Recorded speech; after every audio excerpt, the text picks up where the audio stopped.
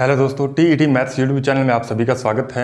और आज की इस वीडियो के अंदर हम जो ईएमआरएस की हमने एक वीडियो पहले अपलोड की थी कि ईएमआरएस स्कूलों के अंदर बहुत बड़ी वैकेंसी आने वाली है और उस वैकेंसी के लिए टीजीटी और पीजीटी का सिलेबस क्या रहेगा, आज हम उसके बारे में डिस्कस करेंगे। तो इसके अलावा हम इसमें देखेंगे एग्ज़ाम पैटर्न क्या रहेगा, मीडियम ऑफ एग्ज़ाम क्या रहेगा और नेगेटिव मार्किंग कितनी है, और भी बहुत सारे फैक्टर पे हम चर्चा करेंगे कि इसका सिलेबस हमें कहाँ से कवर करना चाहिए ताकि हमें आसानी से सफलता मिल जाए। तो सबसे पहले हम देखते हैं कि ये जो हमने सिलेबस लिखा है वो ईएमआरएस स्कूल का है और जो कि 2023 के अंदर वैकेंसी होने वाली है और इसके हम सिलेबस की बात करने जा रहे हैं। यहाँ पे क्या है, टीजीटी और पीजीटी का सिलेबस है। तो ये किसका सिलेबस है? टीजीटी का और पीजीटी का, टीजीटी और पीजीटी का सिलेबस है।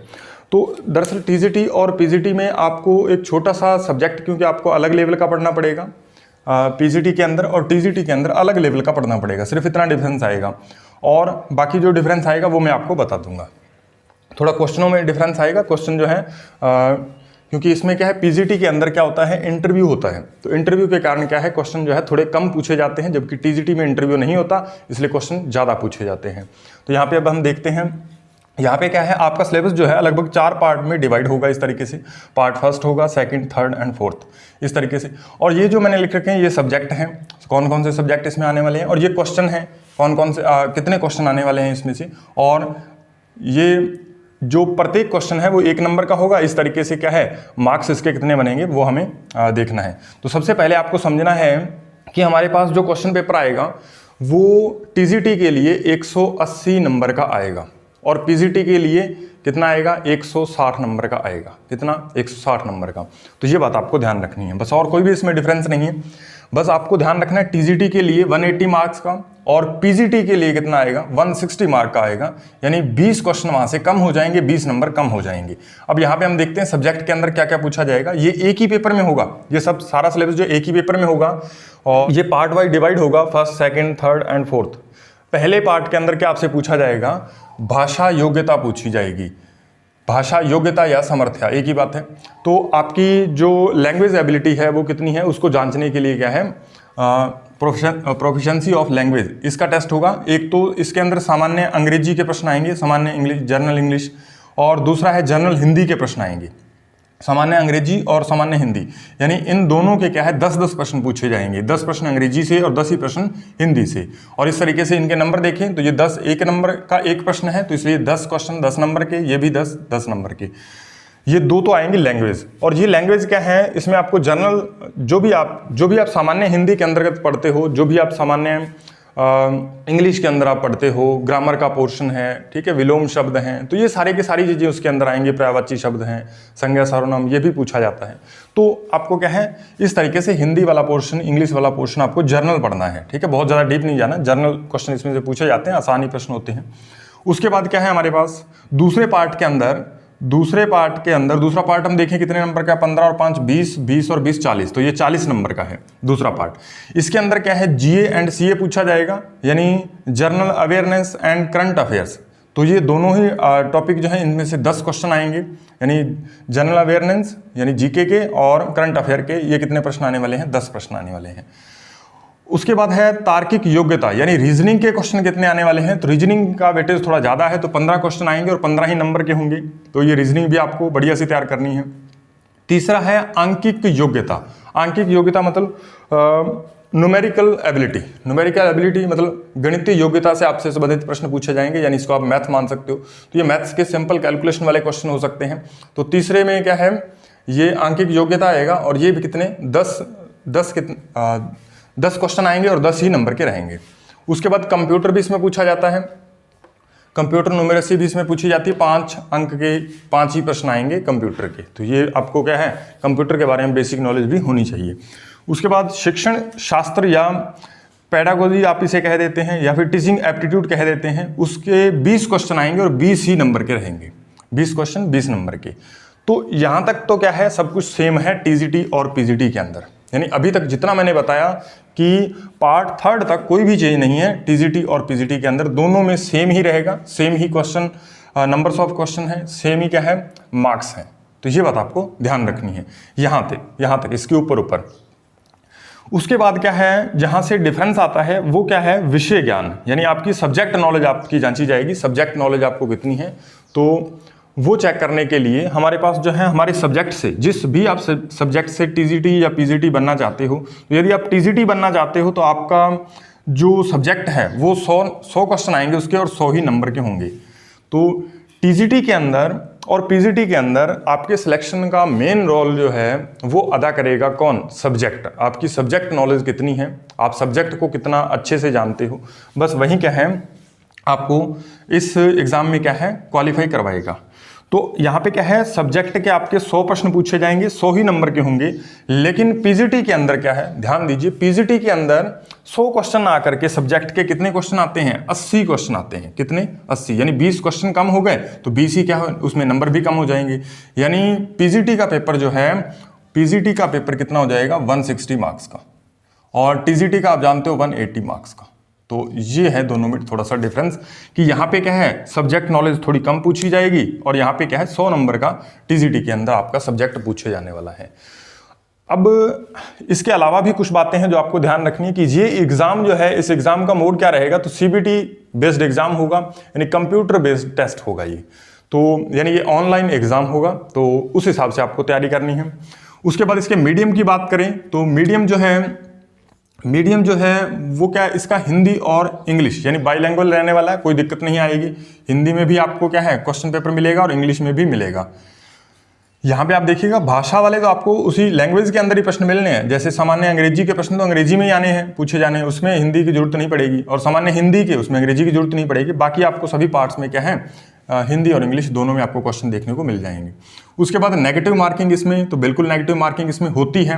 कितनी होती है, तो 0.25 होती है, यानी 1/4 होती है। कितनी, 1/4 नेगेटिव मार्किंग रहेगी। ये बात आपको ध्यान रखनी है इसके अंदर। तो इसके अंदर नेगेटिव मार्किंग भी है, ये बात भी आपको ध्यान रखनी है। थोड़ा क्वेश्चनों को सोच समझ के करना है, वैसे इतनी ज़्यादा नहीं है। तो यदि आपकी अप्रोच अच्छी है तो ये आपके लिए बेनिफिशियली रहेगा। उसके बाद एग्जाम लेवल की हम बात करें कि एग्जाम लेवल कहाँ तक इसके प्रश्न पूछे जाएंगे, कहाँ तक हमें सिलेबस तैयार करना चाहिए। तो आपको ध्यान देना है कि पीजीटी के लिए यदि हम बात करें, पीजीटी के लिए, तो पीजीटी के लिए आपको 12th तक का सिलेबस पूछा जाएगा। 9th से लेकर के 12th तक का सिलेबस आपसे पूछा जाएगा। ग्रेजुएशन लेवल इसका क्या है, और डिफिकल्टी लेवल की हम बात करें तो कितना रहेगा, ग्रेजुएशन लेवल रहेगा। यानी पीजीटी के लिए क्वेश्चन तो आएंगे आपके 12th लेवल से ही, यानी आपका लेवल तो 12th रहेगा। यानी आपको जो सिलेबस पढ़ना है वो तो 9 से 12th तक का पढ़ना है, लेकिन उसका डिफिकल्टी लेवल जो है वो ग्रेजुएशन तक का रहेगा। तो इसलिए क्या है, आपको उस हिसाब से अच्छे लेवल की तैयारी आपको यहाँ पे करने की जरूरत पड़ेगी। उसके बाद टीजीटी की हम बात करें तो टीजीटी की बात करें तो इसमें क्या है, 6 to 10th आपको ये सारी, इसका लेवल की हम बात करें तो 10th लेवल रहेगा, और यदि हम इसका डिफिकल्टी लेवल देखें तो 12th लेवल है। डिफिकल्टी लेवल कितना है, 12th लेवल है। और यहाँ पे 10th लेवल के प्रश्न जो है आपसे पूछे जाएंगे, यानी 6 to 10 तक की बुक्स में से क्वेश्चन पूछे जाएंगे, लेकिन उनका डिफिकल्टी लेवल जो है वो कितना, 12th लेवल का रहेगा। 6 to 10 तक के प्रश्न, और कठिनाई स्तर कितना है, 12वीं तक का। ये बात आपको ध्यान रखनी है। अब यहाँ पे हम बात करें कि 180 प्रश्न हैं, तो इसके लिए हमें समय कितना मिलेगा, तो आपको टाइम जो है एक प्रश्न के लिए 1 मिनट मिलने वाला है। यानी 180 प्रश्न हैं तो कितना समय मिलेगा, 180 मिनट ही आपको समय मिल जाएगा। यानी 3 घंटे का आपको इस एग्जाम में आपको समय मिलेगा।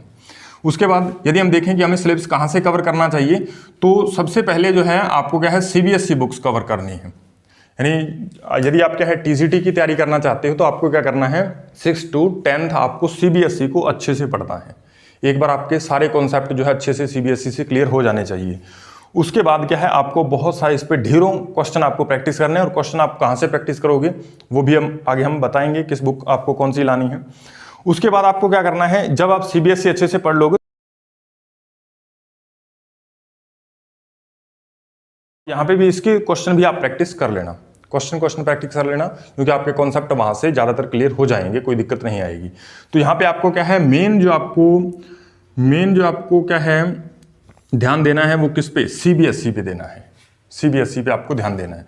तो सीबीएसई बोर्ड की आपको पुस्तकें पढ़नी है, और अच्छा कठिनाई स्तर इसमें अच्छा रहने वाला है, ये बात आप ध्यान दीजिएगा। भले इसका जो लेवल है वो 10 तक का है, लेकिन इसमें प्रश्न जो हैं वो बहुत बढ़िया लेवल के पूछे जाएंगे। हालांकि वो होंगे तो कॉन्सेप्चुअल 10वीं तक के कॉन्सेप्ट पे बेस्ड होंगे, लेकिन उनका कठिनाई स्तर जो है वो थोड़ा कैलकुलेशन ज़्यादा हो सकती है, थोड़े ट्रिकी क्वेश्चन हो सकते हैं।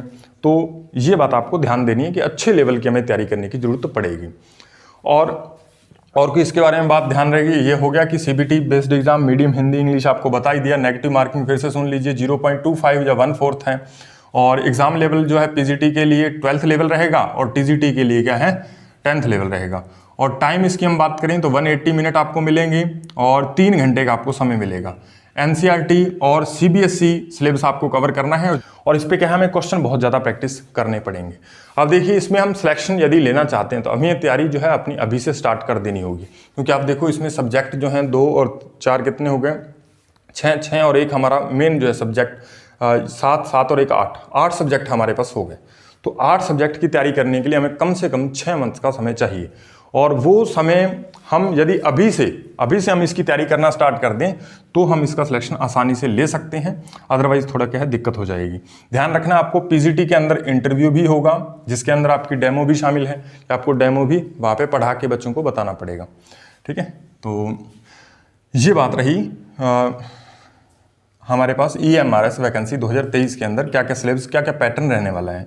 यदि आप देखना चाहते हो कि हमारे पास जो सब्जेक्ट है, ये वाला सब्जेक्ट जो हमने लिखा जो 100 नंबर का आएगा और पीजीटी के अंदर 80 मार्क्स का पूछा जाएगा, 80 मार्क्स का पूछा जाएगा, तो इसका डिटेल सिलेबस क्या है, तो हम क्या है आज शाम तक हम क्या है KVS का सिलेबस अपलोड कर देंगे और जो टॉपिक उसमें दे रखे हैं वही टॉपिक आपके क्या है इसमें भी आएंगे।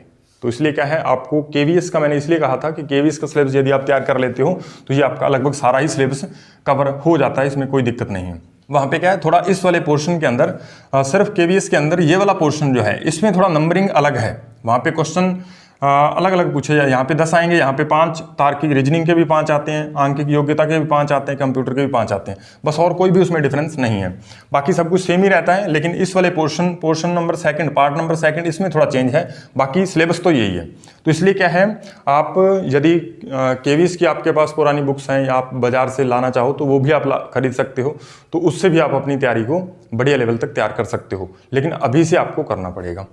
अब यहाँ पे रही एक बात और कि जैसे मैं आपको बता रहा था कि विषय ज्ञान सब्जेक्ट नॉलेज आपको उसमें कौन कौन से आपको टॉपिक पढ़ने हैं, तो वो क्या है आज शाम तक क्या है हम इसकी PDF जो है इसका जो डिटेल सिलेबस है, डिटेल नोटिफिकेशन जो KVS का होगा, ठीक है, क्योंकि अभी इसका तो सिलेबस आया नहीं है, EMRS का सिलेबस आया नहीं है, लेकिन यही सिलेबस जो है लगभग आप 100% ही मान सकते हो कि यही सिलेबस रहेगा।